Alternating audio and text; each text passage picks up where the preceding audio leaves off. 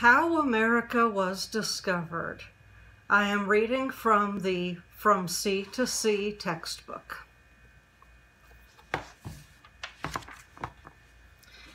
One sunny day in Italy a long time ago, a boy named Christopher Columbus was sitting on the seashore looking out over the water. "I'm going to be a sailor when I grow up," he said to himself. "I want to sail the seas to faraway lands." Columbus loved the ocean, and when he grew up, he did become a great sailor. In Columbus's time, people did not know much about the world. Many of them thought it was flat, but Columbus thought it was round. He said that he could sail around the world just as a fly could walk around an apple. Columbus wanted most of all to go to India because India was a rich country. In those days, people went to India by traveling east. But Columbus thought the world was round. He wanted to reach India by sailing west.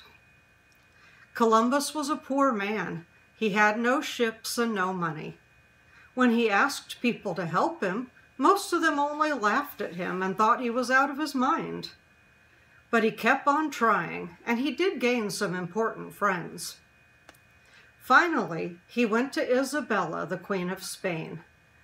After a few years, the Queen gave Columbus 3 ships and wished him good luck. But Columbus still needed a crew of sailors. Sailors did not want to go on the voyage because they were afraid they would never see their homes again.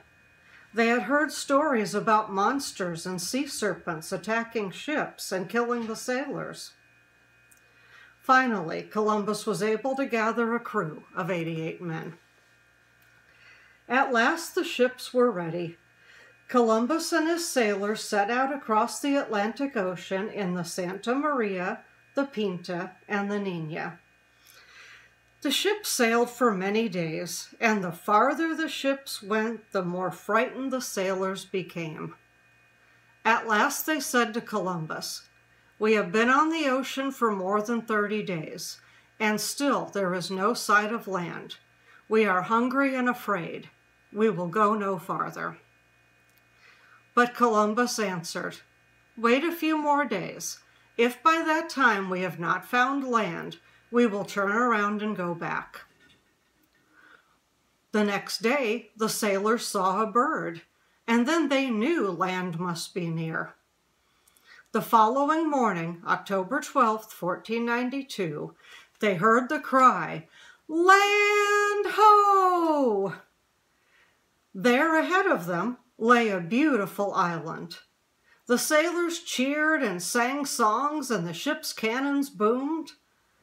When the sailors reached shore, they kissed the ground because they were so glad to be on land again.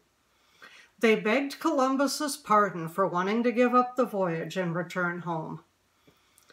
On the way home from his first trip across the Atlantic Ocean, Columbus wrote about the lands and the Native Americans he had seen. The lands are all most beautiful and full of trees so high they seem to reach the sky. The nightingale was singing, and 2 other birds of 1,000 sorts. The people of this island and all the others that I have found and seen are kind and generous with what they have. When I first came to the Indies, they thought I had come from heaven.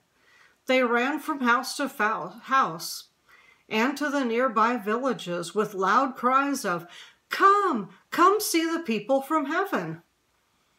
Columbus thought that the island he had discovered was near India.